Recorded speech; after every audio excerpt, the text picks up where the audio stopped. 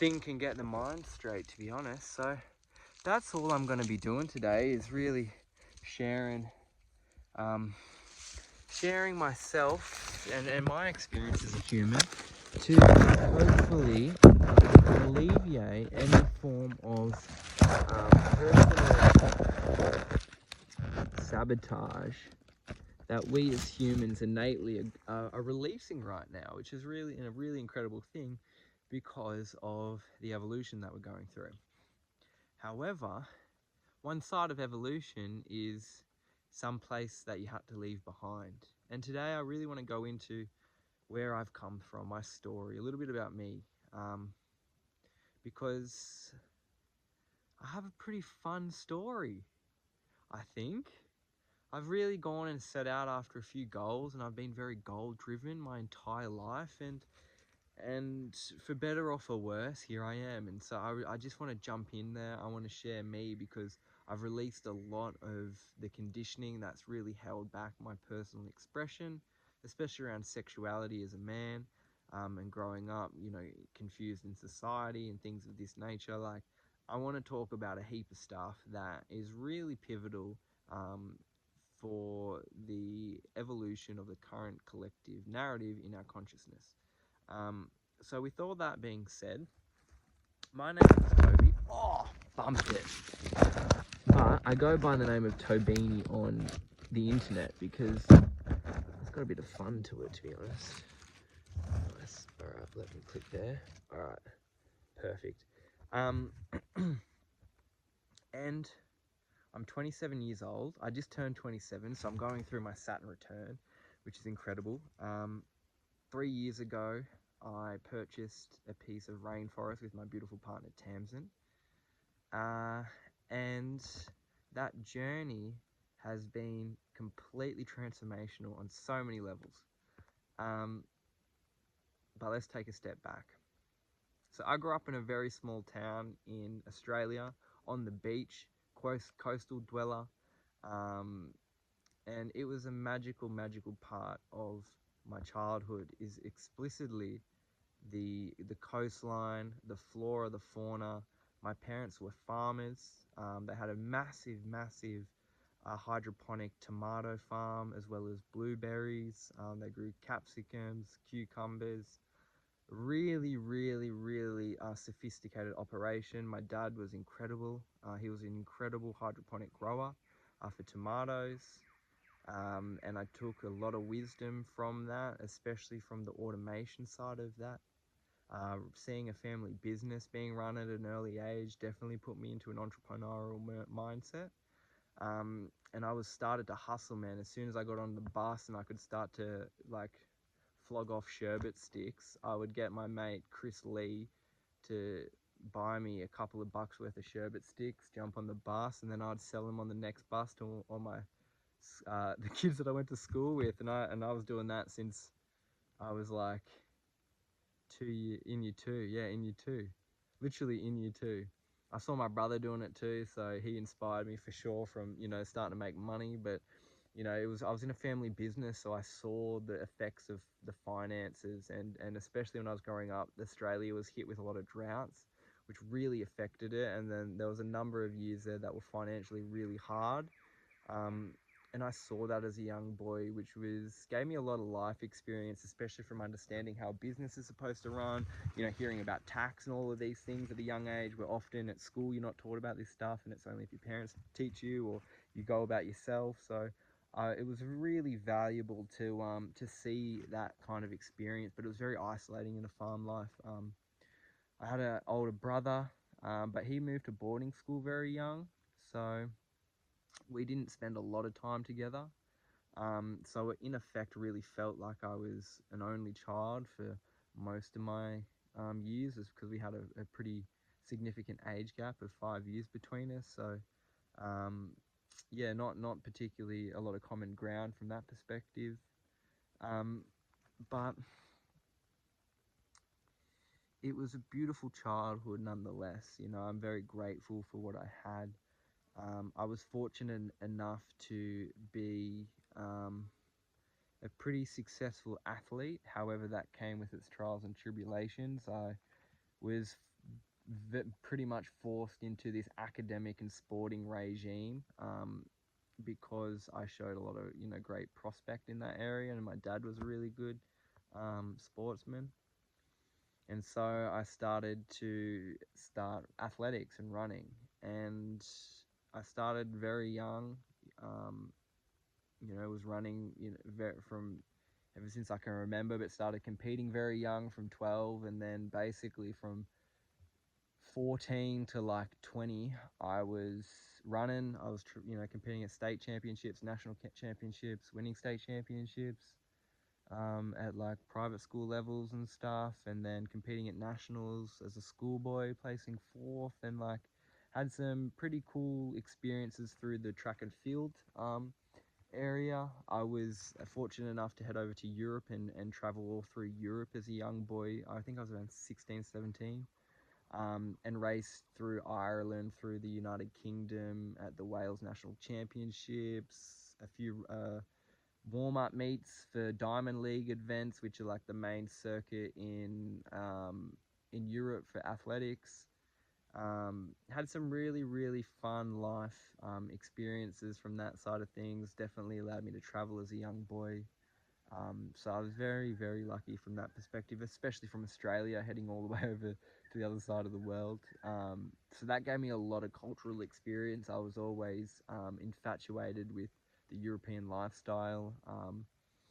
And my coaches were based down in Melbourne. So as I started to get a little bit more serious and started to show a bit more academic promise as well, I ended up getting a scholarship at my school for like an all-rounder, like sporting and academic scholarship as I came into year 11 and 12. So I had a heap of pressure from that side of things, to perform and to really, just sat on the spike, to really perform and exceed. I was going to tutoring to get, just crazy amounts of stuff, training, sometimes multiple times a day per week, like just really, really hectic stuff as a young boy, especially when you're trying to balance everything and then have a social life, and just so much was going on.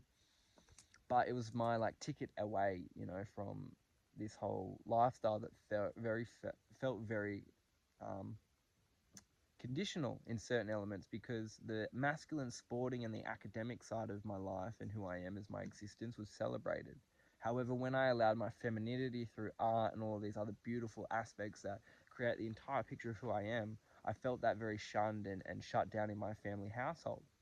Whether or not that be, conscious or subconscious, the internal homophobic undertone of my upbringing was definitely there. And as a bisexual man, I felt very restricted in that nature, because I was getting shunned. My friends around me were um, getting bullied by my own parents, and so that really limited my own personal expression in the household. And I always tried to hide my own true self, which was super scary, really, really scary as a young boy, because you're trying to find your way, and especially as when you're bisexual, you're really confused. It's one or the other.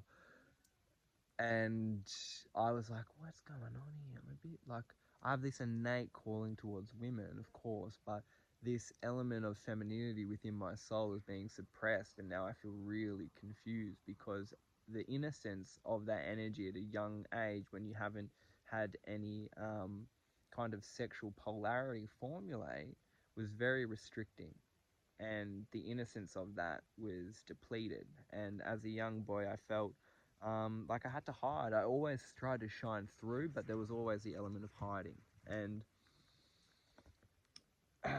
when I started to really, have the power to start to shape my life, as I started to turn 16, 17, started to talk about going to university, I was still running, looking at getting scholarships and stuff. My coaches were all based, and my squad was all based in Victoria and Melbourne. I would travel down there frequently to race, and I had this calling to go to Melbourne. So when it came time, I applied for a double degree in advanced manufacturing mechatronics and international business at the Royal Institute. What is it? RMIT. Royal Melbourne Institute of Technology. There you go. And moved down to Melbourne when I was 18. living by myself in my own apartment, looking after myself, training with a brand new squad. So I was working, training, and going to uni all at the same time, cooking for myself, looking after myself, having this hectic schedule, trying to balance all these aspects of life, having no social life. I said to Tams the other day, I honestly reckon for the first 6 months of moving to Victoria, I cried every single night to sleep because I didn't know anyone. I was so alone. I had no self-worth. I was confused and isolated and really, really not sure of how this was all going to play out because I started to implode. I couldn't cope with all of these pressures of what I had carried from an environment where you were still operating under under a family household, and so it was a very rigorous schedule, and trying to then maintain that as an independent, young man that is trying to manage every aspect of your life from finances to this and this and this. It became a lot, but all through that was still pushing through, but I had this turbulence brewing of not knowing where the next thing was, because running wasn't feeling fulfilling anymore. University was starting to become a really, really hard task to go to, despite getting sensational grades. Like I don't know, my GPA was like 3.8 or something. Like, I was still really good at uni. I was having fun there. I made a couple of good friends, and yeah, but it just wasn't it, man. I just was like, this ain't it. So as I was living in Melbourne, I took this kind of um, entrepreneurial instinct that I had, that I alluded to earlier, and I just started hustling. So I was doing every job I could get on Airtasker to make more money when I was still at university. I was working at General Pants in Burke Street, which is like a surf brand, cool store. That was fun. Made some good friends through there eventually as I stopped running, which was cool. I started to really just have to go into the sense of surviving and providing for yourself. Tamsin and I started dating around this time too, which was really incredible. So we've been together coming into our 8th year now, which is just absolutely magnificent to even think about. Like, just wouldn't be the man I am today without that woman. She's absolutely just mind-blowingly incredible. And so I basically had to make a call. I stopped running and just went, this is way too much. And then in terms of the university thing, I had to kind of justify that to my parents. And so I called them and went, guys, like, this is I need to take a break. I said I was going to take a break. I said I was going to take a semester off and then go back. And fuck, obviously the plan was to never go back. But I was like, I need to make something fucking work out of here, Like, I've still got big dreams. I've still got aspirations. What's the go? But as I'm coming to an end of my time at university, I start basically hustling, and I was doing every form of freelance kind of digital skill you could do, from photography to graphic design to website design to emails like design and template design, from like 18, 19, because I was just been on a computer my whole life. My whole life I've been on a computer.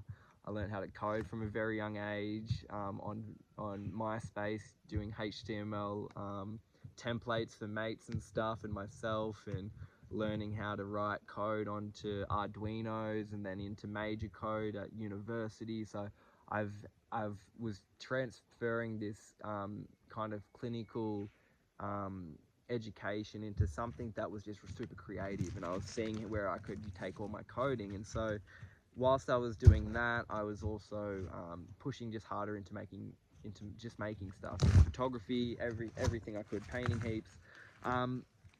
And I made a YouTube video. Saying that I'm going to quit university and put it on YouTube. And then I was working, hustling, and this job came up, and it was a content creation and media and marketing manager role for a finance company. And so I applied for it, and I sent all my social media links across, and basically one of the reasons why I got hired was because I put a video up there saying, this is what I'm doing. I'm taking a leap and I'm trusting in myself because university doesn't feel right, but something else is out there for me and I'm going to go find it for myself, because this story that people have told me that I should do isn't satisfying my soul. So what else is out there? And once I took that mentality and really took life into my own hands, this job came and I got it basically on the spot. And mustache hair. So I got this job on the spot and I started to work completely full-time at a finance company, a really pumping finance company that was specifically in the commercial space. And I was tasked with managing all of their social media, conducting the content shoots, the publication, then into all of their marketing elements, from social to their CRM to email. And then as I was there for longer, my time and my responsibilities dramatically advanced, and my skill set of being basically a robotics engineer was getting more and more utilized, which was great because I was feeling more and more satisfied, because that was an incredible thing to be able to transfer these skills into another area that was really satisfying, because I was working in business. I've been watching all these movies from such a young age that I need to be a fucking hotshot businessman, driving around in Porsches and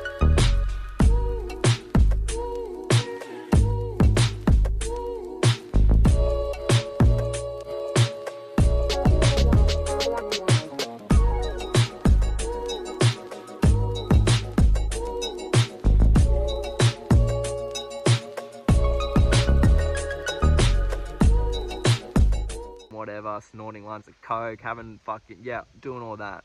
And I got there very fast, very quickly. And also throughout this time, I started to get into cryptocurrency.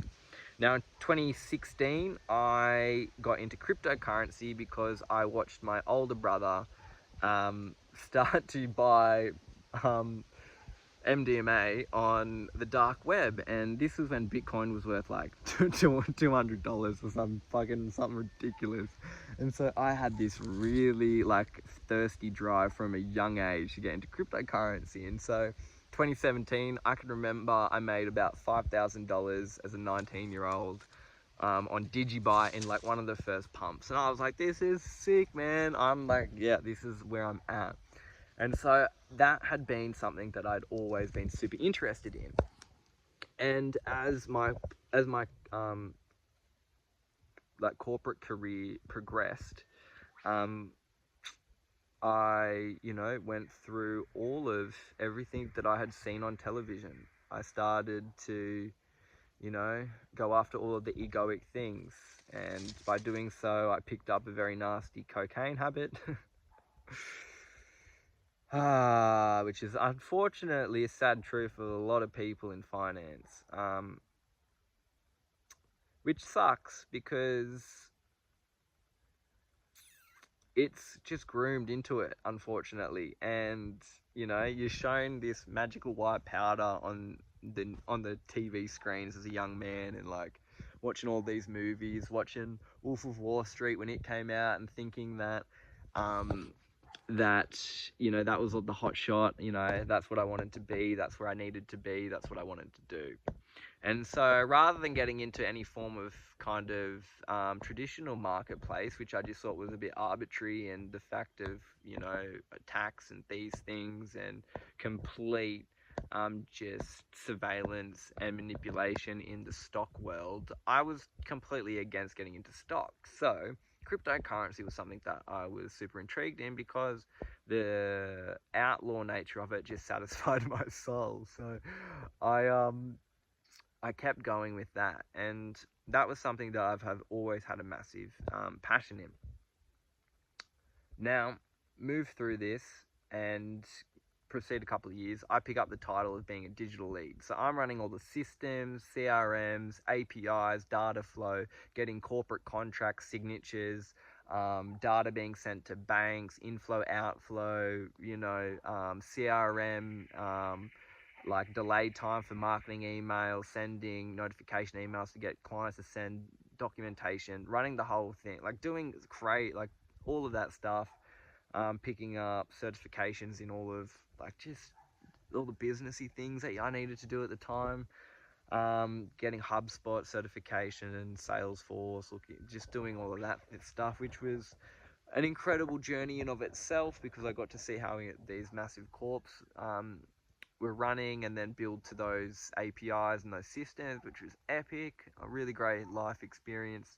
And as 2020 came in, we started to formulate this incredible idea for a new lending platform, and I played a pivotal role in the construction of this lending platform. So this was a big fintech corp that my boss at the time was one of the main three finance backers, and so our company was part of this build.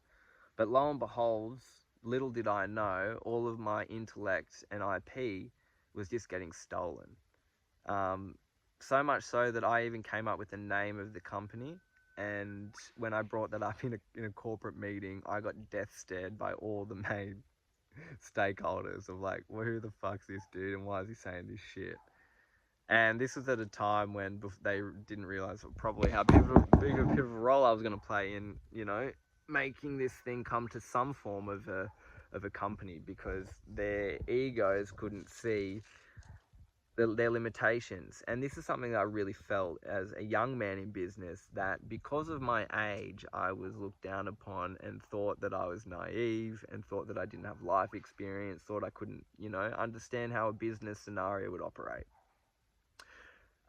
Which I used as a superpower, because I would just sit back and listen, and in any meeting I'd just come through and just blow socks off and drop the mic in whatever idea, and eventually, you earn respect through that. But I wasn't dressing up in the finance space. This started to become a bullpen office where we're hyping up, trying to make sales, trying to sell a tech platform that isn't built yet, and I'm the sole person building with like the help of another team that are trying to make this marketplace software work. And it was just like a complete disaster. So much money was wasted, fuck. But we built this really incredible beta platform by the end of it, which was linking independent privatized money to businesses through a piece of AI that I was heading up the build of. So as we were doing that, the three main people that I alluded to, that were the money people of this whole operation, organized a meeting with the one and only Jordan Belfort from Wolf of Wall Street to potentially sell this company to, or take this idea and market to the US, because there's a lot of industry and privatized money over there that would be great to utilize from a high risk lending perspective. So they had this massive weight on this idea. So if anyone wants to build this out, come talk to me and we can chat about it. No, I'm only joking. That, my friend, I would get sued for. But so I was a part of that. It obviously collapsed and just imploded. And then I assumed back my old role at the old company, and started to develop and own sort of a system that was using the same kind of taxonomy that we set up to just automate the lending process between a commercial like MyOb or Zero, or like accounting software, and the bank. So I played this massive role in that whole thing, built this whole system, built a referral program, all of this stuff, calculators, lending calculators, blah, blah, blah, blah, coded the whole thing, which was great. But as all this time was going on, lockdown was happening, and I was living in Melbourne with Tamsin. And so I had got a really nasty cocaine habit through this. We were not eating very healthy. I was very sad, depressed, suicidal, smoking, everything, just in a really nasty mental space. And Tamsin was like, no, we need to go. And her soul was having a dark night of a complete re-death, soul death and rebirth. And we were like, all right, let's get out of here. Let's go. So we moved out of our apartment that didn't have a balcony because we didn't have any natural sunlight. And then we moved into a house, and that didn't make us happy. So then I bought a van, and then in like 3 weeks, I kitted out the van to travel up to Byron Bay, back up past where I grew up, and just go on a trip just to get away, because we needed to get out of Victoria because the lockdowns are crazy. Obviously, we're completely against the indoctrination that was going on across the entire globe, and so it was very hard and dense to live in that energy. So we escaped, and then we were like, no, we need to leave and move. So we sent it back to Victoria, sent it back to Melbourne, and basically in 2 weeks packed up our life. I called, basically said to my boss at the time, yo, I kind of know you really need me, because we're building out this incredible system right now, so I need to leave. I'm out of here. I'm going back up. I'm moving, going back to New South Wales where I grew up, because this lifestyle, I've gone so far away who I am in my heart and soul that it pains me. And Tamsin was going through the same thing. She led this entire revolution in our household. And so packed up, broke the lease again, moved into our van, sold everything, and hit the road. Now, heaps of lockdowns and stuff happened in New South Wales after this. And then I was in a position where I was starting to get a little bit of money, and we were looking at buying a property. We wanted to buy a property, we wanted to buy some land and move out into that. That was our goal. And so when we were looking for our land, that we now get to call home, we stopped looking, in fact, and the universe presented this opportunity to come out this way to visit a friend's yurt that is not too far away from here. And we did. And as he was showing us this beautiful yurt, he also introduced us to a parcel of land that was for sale. And so I got a hold of the gentleman that owned this parcel of land and started to speak to him. And I was like, look, mate, I don't know how much you want for this, but this is my situation. I've got a little bit of money, but I need to get some more money. How much do you want for this? Talk to me. Let's come to an arrangement. I told him what we want to do. We want to create a healing hub. We want to grow our own fruit and vegetables. We want to look after ourselves. We want to live intergenerationally. We want to plant fruit trees that will feed our families, and our friends as friends. Like, we want to be that change. We want to be that revolution in humanity. And he was blown away. And so throughout this time, I needed to make about an extra, I don't know, $40,000. And we came to an agreement, and he gave me a 6-month settlement period. So we had a 6-month settlement period, and by the end of it, I had to come up with an extra $40,000. So I had to make 40 grand in 6 months, which I've done before,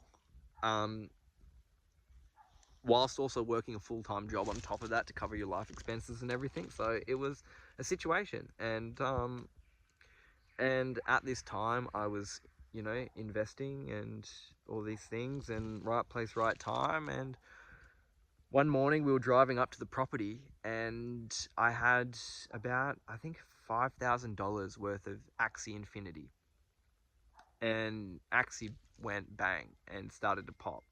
And all of a sudden I was refreshing my crypto app, and my 5 grand went to 12 grand, that went to 20 grand, that went to 30 grand, that went to 50 grand, that went to 70 grand, that went to 80 grand. And then all of a sudden we sell out, and we've made an extra $80,000 to buy the property and have 40 grand in the bank to survive and keep going. And so we moved out onto the land, and then all of a sudden I was getting pressured in my job to take on more responsibility without a pay rise, and I hadn't taken a pay rise in so long because of how lenient they were with me taking a lifestyle change and everything. But it got to a point where I just went, you know what? I don't need this. I've got enough money in the bank to support myself for a year. Let's just do it. So I quit and I took the leap. And I made a video when I did that. And here we are. So there was a lot of intuition that guided me through that definitely. I started to enjoy transcendental meditation through my time in Melbourne. That really started to show me what was possible, so much so that my future self came back through a meditation to guide me as a samurai, to a bamboo deck that I meditated on every single day in Melbourne, that I would meditate up on here all of a sudden. And now, if you know our place, we have incredible dragon bamboo that is 50 meters tall and, you know, very, very wide. And I now get to be the proud owner of an undercut, and, you know, I like to swing a stick around sometimes. So, you know, I started to really start to see the impacts of all of these incredible transcendental meditation techniques and teachings that Tamsin was funneling to me, as we started to go down this yogic philosophy and lifestyle through Ayurvedic means of health and everything like that. So after I left Melbourne, or during that time, I went completely sober from every single substance, period, except for marijuana. I was basically a Rastafarian. I stopped drinking, I stopped doing cocaine, any form of party drug, everything stopped, boom, cold turkey, and was loving it. Was so proud of myself because I came from a time where I didn't drink or do anything because I was a high performing athlete. And so to overcome those obstacles and addiction in the mind was such an incredible tool of alchemy that then just became the fuel source of motivation to move and to grow, and to have Tanzan by my side as a divine, you know, womb that was birthing this reality alongside me was just such an incredible growth and chapter. And just to be able to be on the other side of that really tumultuous time in humanity as a couple is just really, really great. And to see that all of our hard work and commitment and, you know, leaps of faith when we didn't know what way to look or go, but we just knew to follow our hearts, have now actually really paid off. I just want to act as the invitation to believe in yourself, to understand that your dreams, are, no matter how wild they are, will come to fruition if you put energy and attention to them. I said to my mum when I was about 12 years old that I was going to retire from full-time work when I was 25. I resigned full-time work when I was 25. There's been so many little things in my life that have just come back full circle because I sowed a sutra at some moment and spoke something into reality and believed in myself that I was worthy enough of that opportunity. That's how it works. So I really just want to get vulnerable here to speak into these kind of depths of my story, of my upbringing, to some level that, you know, shows a level of vulnerability to hopefully inspire you to dive deeper into what makes you howl like a wolf under the moon. All right. Thank you for watching this incredible video. I'm stoked to be able to share this and speak so much truth into this space. My soul feels really activated by sharing this because I just want to be that awareness into those areas that if you are in business or you are a young man starting to chase after these material items that we've been shown and sold through capitalism, through movies, through all of these things, what it means to be a masculine figure in society just by having money and doing whatever the fuck you want, that isn't wholesome. That's not wholesome. Being a man of truth, honesty, integrity, showing up, not being fucking high or lying or drunk or disassociating from reality, not a good place to be in. So if that's you right now, I'm here to help. Leave a comment below and let's have a chat. Alright guys, I'll see you in the next one. Ta-da.